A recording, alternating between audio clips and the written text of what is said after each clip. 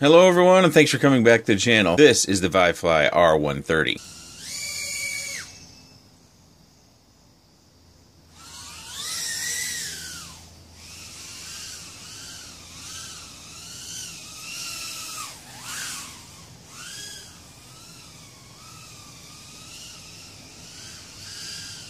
Featuring ViFly branded 1306 4100 kV motors. Featuring an F4 flight controller with an OSD, a 15 amp 4-in-1 ESC, circular polarized antenna, XT30, has a buzzer, LEDs in the back, LEDs in the front, 600 TV line Cmos camera, a digital display. It weighs 167.5 grams. Motor post to motor post, I'm getting 134 millimeters. Arms are 3 millimeters thick and 14 millimeters wide. Bottom plate is 2 millimeters. This machine comes with a warranty. It comes with 2 sets of props. I use these instead. Velcro tape for your battery, 4 extra landing feet, an Allen key, extra screws and nylon washers, and a wrench, and a quick start guide.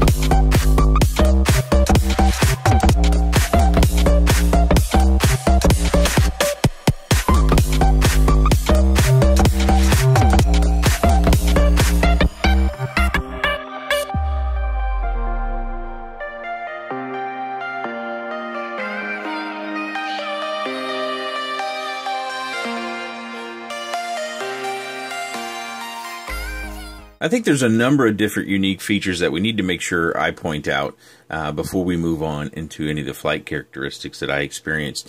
One, this is a machine where you truly do not have to open it to get it in the air. We've got a bind button right over here. We've got a channel button to set your VTX channel and frequency. The antenna, they already come mounted up, although, you know, the antenna isn't exactly perfect. The Video antenna also comes mounted, and I checked mine. Mine was very, very secure. We've got our XT30 right here accessible. It came with the battery strap already there. We've got our digital readout here. The digital readout will tell you your voltage of your battery. It also tells you what your channel and frequency are by it rotates through that stuff.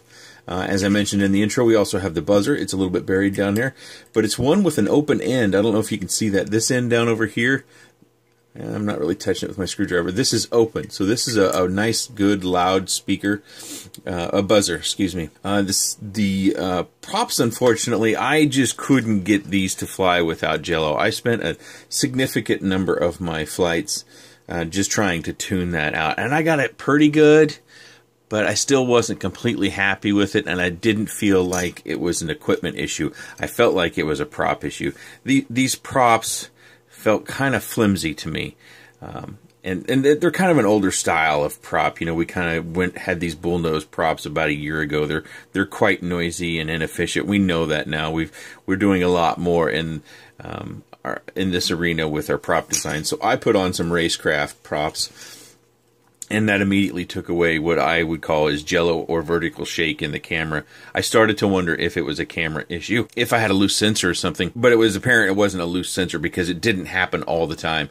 If I got into fast forward flight, I wouldn't get the shake, but as soon as I slowed down, I would start to get the shake. So we had some sort of issue there with the rotation speed and possibly the firmness of these blades. But these will get you in the air. It's not horrible. You're going to be able to fly around, and we're going to break props. We're going to bend props. We're going to want to try new props. I ran this exclusively on 4S, and I think you'll probably want to as well. So if you're purchasing one of these units, make sure you have your 4S batteries. Speaking of battery, I used Gen's Tattoo 650s, which are a really good battery. They just don't come with the right length of lead, in my opinion. So the lead length that I had here forced me to create a pigtail in order to be able to plug in the battery and mount it like what I thought was reasonable. And you see here I added one of those battery gummies, those 3M battery gummies, and that really makes the battery really stick down. And I didn't want to mount my battery this way because it was going to put pressure and angle this back, which is fine because in forward flight, but I went ahead because it would fit. There's a 4S 650 again. I can tuck this back in here. Well, eventually I'll get it. Secure my strap. I cut the strap off at the length that I wanted, and then I could plug my battery in here. We'll go ahead and turn that on. So you get an opportunity there to see the voltage and the readout. Let me get these wires out of the way. And you also get a chance to see our LEDs on the back, blue and red. And then we've got some LEDs here on the front. So I had to create a pigtail in order to make my batteries work. I wish these Tattoo batteries came with slightly longer leads, and I've found that various sizes all are, maybe I'm just mounting them wrong. Let's go with that. The camera is a Cmos camera. Some people will like that, some people won't. I think it did, as far as Cmos cameras go, I thought it was pretty exceptional, really. The color, the clarity, I thought it did pretty well. There's some issues still with Cmos cameras that I think the manufacturers are working out, but for right now, I think this is one of the better, if not best, Cmos cameras. And it is protected by this rubber casing, and if I could draw your attention to, it's got a pivot point right here, so the wiring must come through there, and you can turn this sucker clear past vertical. Or, no, that's as far as we can go down. The rubber stops us here, so we can go maybe 5 or 10 degrees below horizontal there.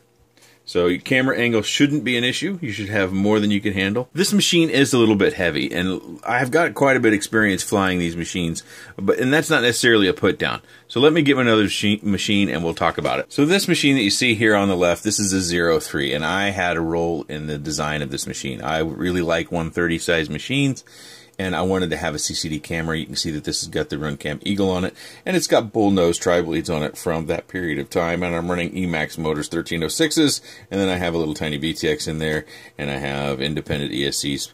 So this is what I'm comparing it to as far as the size and weight. And let's just take a look at the weight here real quick of this particular unit. So the 03 comes in at 142 grams, and it's got a bigger, heavier camera. It's got 4 different ESCs. So that tells us that the R130 is a little bit of a heavy machine, but that's not such a terrible thing, because I don't think they can offer a warranty with the product if they make it as light as possible. I think it's difficult to offer a warranty on a product that we are knowingly going to crash. There's just no two ways about it. If you fly long enough and you have enough fun, you're going to crash. I crashed this thing several times, and they offer a warranty. Now, the warranty, I'm not going to go through all the particular details, but here's a quick rundown.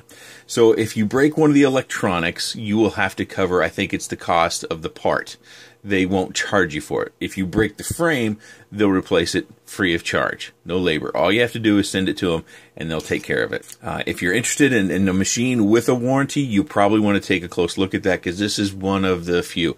If you know of others in the market, please leave a comment down below, because I'm not aware of other companies that are offering a warranty with the entire vehicle in some form or fashion that is ready to fly. Typically, it's parts, it's pieces, things of that nature. So as far as a 130 goes, I think at this time in my FPV journey, it was manageable in the backyard. It didn't feel like I was out of control.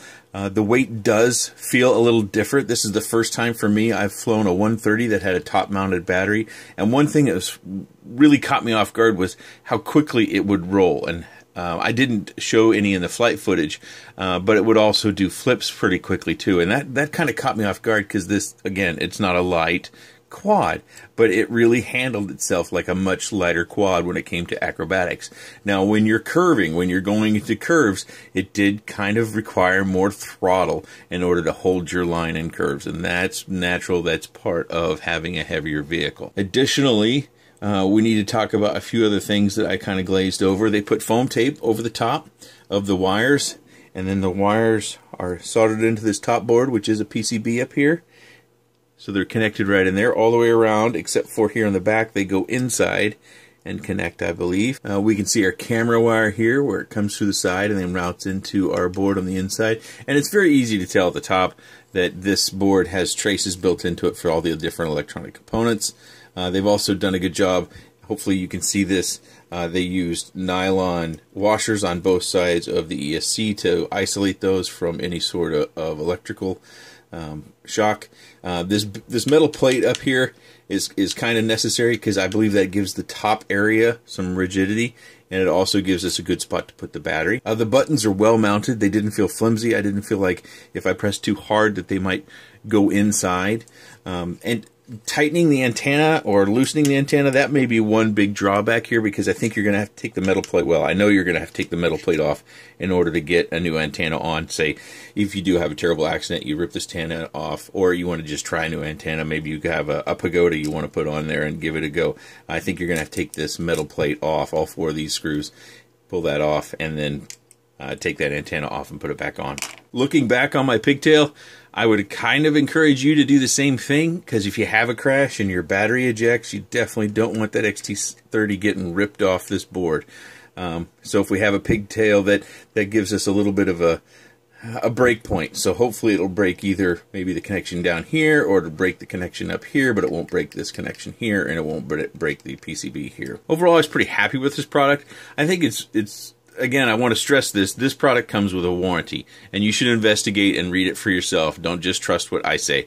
Do your own research into the warranty. I think it's also very reasonably priced. They sell us some interesting accessories for this thing. I noticed that they actually had a 3D printed GoPro-like mount for this, but it's actually a mount for an SQ8, one of those little tiny cube cameras, which I've torn a couple of those apart around here. And they've also got the ViFly 220, which was a larger form factor of a similar sort of build. They've got, I have to applaud them, they've got some unique features. I think out of the box, they could have done a better job tuning it. That was one of the things I struggled with, and maybe it was because the props they were trying to get it tuned with, they couldn't get a good tune either. So I would say get some racecraft props, or props that you like, that are your favorite 3-inch props, and fly with them. Use these to get yourself in the air, or if you're just getting started in FPV, use these to learn. And as you progress, then you probably want to get interested in some different props. You saw my PIDs on screen. If you use these props and you use this battery, those PIDs should work just fine and give you the same results that you see on screen. If you have any comments, questions, suggestions, or otherwise, please leave those in the section down below. I appreciate your time, and thanks for watching.